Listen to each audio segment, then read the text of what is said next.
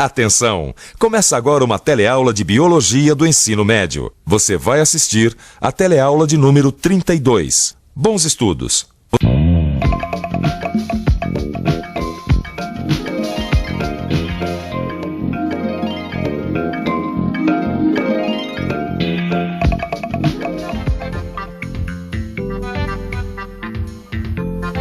Nossa, tio, que caroção. Que cara é essa, menino? Você nunca viu um berne? Eu não. Ou melhor, esse berne é igual aquele que dá nos cachorros? É esse mesmo. E dá em gente também. O duro é que a gente só acha o berne quando aparece um caroço ou um buraco na vaca. Depois que ele já entrou e já fez mal pra coitada, né? E como é que esse berne veio parar nessa vaca? E você?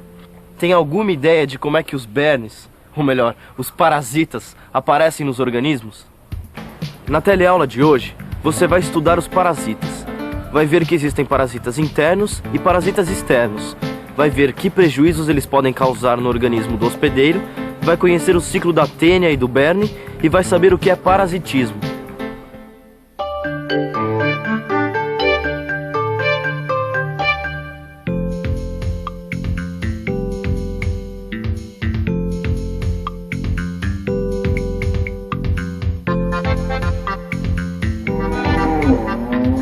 E é muito comum dar parasitas em vacas, tio? Se é.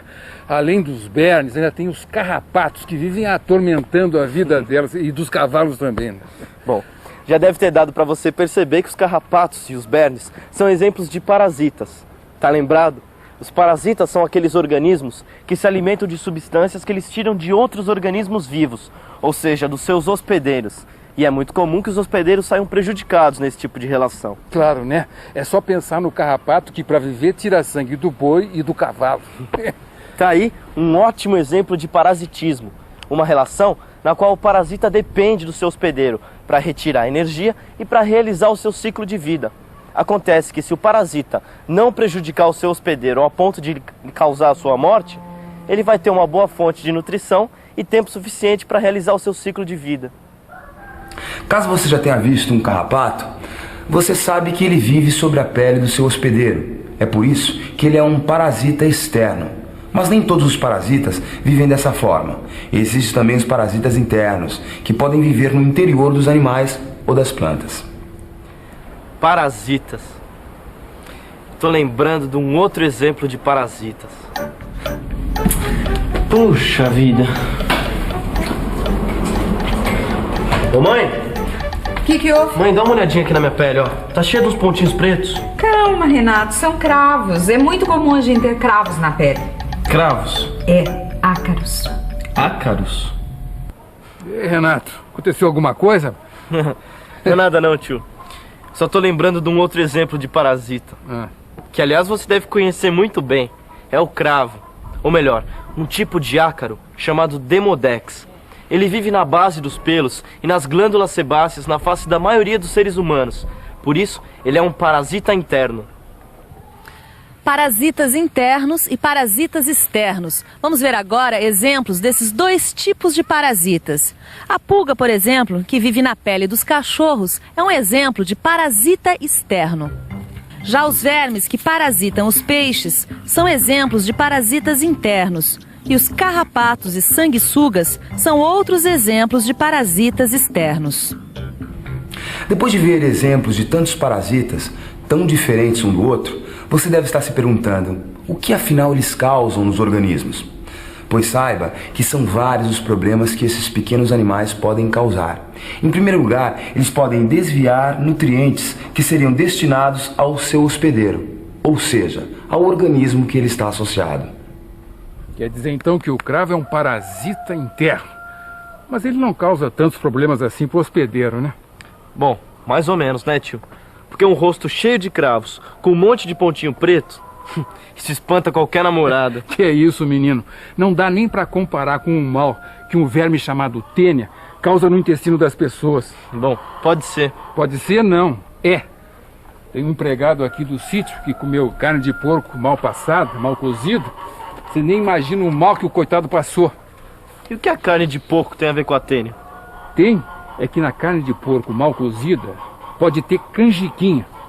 Canjiquinha? O que é isso? Nunca ouviu falar, menino? Nem você? Pois saiba que canjiquinha é uma larva da tênia, que tem esse nome porque tem uma cápsula dura que lembra grão de canjica. O perigo é que quando a gente engole a canjiquinha, a larva se livra da cápsula, cresce até ficar adulta e fica morando no intestino da gente. Nossa, e que mal ela pode causar pra gente?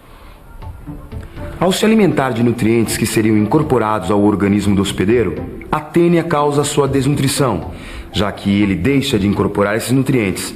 Além disso, ela pode causar diarreia, prisão de ventre e cólicas. Mas as consequências para o hospedeiro podem ser muito mais sérias ainda, se ao invés de ingerir larvas de tênia, ele ingerir os ovos. Sabia disso?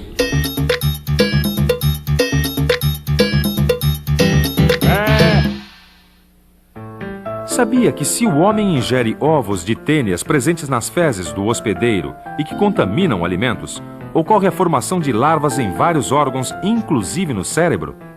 E que estas larvas, além de poderem produzir tumores, podem também liberar substâncias tóxicas ao hospedeiro?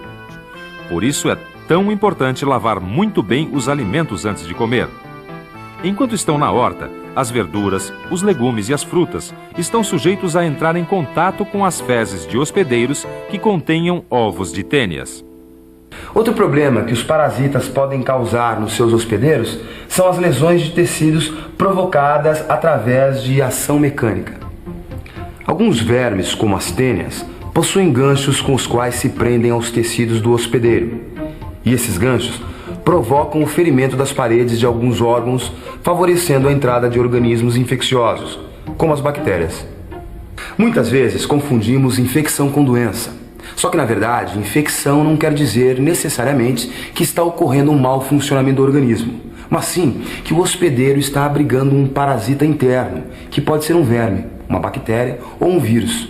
Como você já viu em outra teleaula, uma pessoa pode ser portadora do vírus da AIDS e não manifestar a doença. Quer dizer, a pessoa está infectada com o vírus, mas não está doente. Afinal, tio, como é que a vaca é infectada pelo berne? Você está vendo essas moscas aí? Elas transportam o ovo do berne até o pelo da vaca. E esse ovo é tão pequenininho que a gente não enxerga ele. Mas aí o ovinho estoura e a larva que sai dele penetra na vaca. Tá. E esses caroços que a gente sente, então, é o berne? Espera aí, menino, não terminei ainda. Esses caroços são as larvas que cresceram e que vão sair do pelo da vaca e cair no chão. E só quando a larva cresce é que ela é chamada de berne. Tá legal. Deu para entender? Então vamos ver esse ciclo com mais detalhes. O berne nada mais é do que uma larva de um tipo de mosca que parasita ovelhas, cavalos, burros, cabras, bois, cachorros e de vez em quando o próprio homem. O ciclo do berne começa com essa mosca depositando seus ovos sobre outras moscas, as moscas varejeiras. Essas moscas, por sua vez, transportam os ovos do berne até o pelo do boi. E quando os ovos eclodem, as larvas vão para o interior do corpo do boi, ou melhor, do hospedeiro. E enquanto a larva está no organismo do hospedeiro, ela se alimenta dos seus tecidos e dos líquidos do seu corpo, provocando perda de peso e febre. Quanto mais a larva estiver desenvolvida, mais escura vai ficar. A larva, então, sai da pele e cai na terra, onde se transforma em pupa. Dessa pupa, depois de uns 20 ou 30 dias, sai um inseto adulto. Nossa, tio, quer dizer que o berne causa tantos problemas assim? Pois é. E não tem como a gente combater o berne? Bom, a melhor maneira é acabando com as moscas que transportam os ovos. E como é que a gente pode combater as moscas? Ora, menino, deixando o pasto sempre limpo, sem moitas, arbustos, restos de lixo, fezes ou restos de animais. Entendi. Sem as sujeiras que atraem as moscas. Isso mesmo. Mantendo o pasto sempre limpo, a gente evita essa interação que traz tantos prejuízos para o boi. Se o berne é beneficiado e o boi é prejudicado nessa interação, aí não existe uma relação de mutualismo. Como você já viu em outra teleaula, mutualismo é uma interação onde os dois participantes se beneficiam. Então, que espécie de relação é essa entre o boi e o berne, onde um participante se beneficia e o outro tem prejuízo? Quando numa interação ocorrem efeitos negativos sobre um dos participantes e efeitos positivos sobre o outro, nós chamamos esta relação de parasitismo. O participante que sofre os efeitos positivos é chamado de parasita, e o participante que recebe os efeitos negativos é chamado de hospedeiro. Mas será que, se considerarmos as populações envolvidas numa interação de parasitismo, sempre a população de hospedeiros se prejudicará com esta associação? E a população de parasitas sempre terá benefícios? Para entender isso melhor, vamos imaginar uma situação que aconteceu aqui, na Austrália. Mais exatamente nos campos australianos, onde foram introduzidos coelhos que rapidamente se reproduziram, já que não havia predadores. Só que, com um aumento tão grande de coelhos, a agricultura local passou a sofrer grandes prejuízos. E para amenizar esses prejuízos, pesquisadores introduziram no ambiente um vírus parasita de coelhos, que causa nesses animais uma doença quase sempre fatal. Resultado, o número de coelhos começou a diminuir. E hoje, a população mantém-se em equilíbrio com o ambiente. Ou seja, a princípio, esse tipo de interação parece desfavorável para os hospedeiros. Só que se não fossem introduzidos esses vírus, os coelhos fatalmente morreriam de fome. Então, nesse caso, a população de hospedeiros foi favorecida pela ação dos parasitas, que regularam o seu crescimento. Como você já deve ter percebido, em uma interação entre dois indivíduos, parasita e hospedeiro, o primeiro se beneficia e o segundo se prejudica com essa interação. Foi o que aconteceu, por exemplo, com a Tênia, que interagiu com o empregado do sítio. Mas a relação entre uma população de parasitas e uma população de hospedeiros pode também trazer benefícios para as duas populações, como é o exemplo dos vírus e dos coelhos. Quer saber de uma coisa? Por hoje chega. Mas, tio, não existe um jeito mais eficaz de evitar todos esses problemas causados pelo berne? Tem sim. A melhor maneira é fazer com que os bois e as vacas sejam acompanhados por um veterinário. Esse sim é o melhor método para fazer com que eles cresçam saudáveis, cheios de saúde. Tá legal. Bom, então acho que é melhor a gente ir porque a tia não gosta de atrasos, né? O almoço já tá quase na mesa. Enquanto a gente vai pra lá, você fica com a revisão.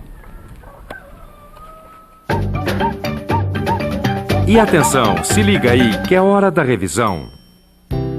Na teleaula de hoje, você viu que existem parasitas internos e parasitas externos. Viu que os parasitas podem causar diferentes danos ao hospedeiro. Conheceu o ciclo do berne. E viu ainda que na relação de parasitismo entre dois indivíduos ocorrem efeitos negativos para o hospedeiro e efeitos positivos para o parasita. Bom, como a gente viu na teleaula de hoje, o melhor jeito de evitar os parasitas é através de muita limpeza. Por isso, não esqueça nunca de lavar muito bem os alimentos que você for comer. Até a próxima!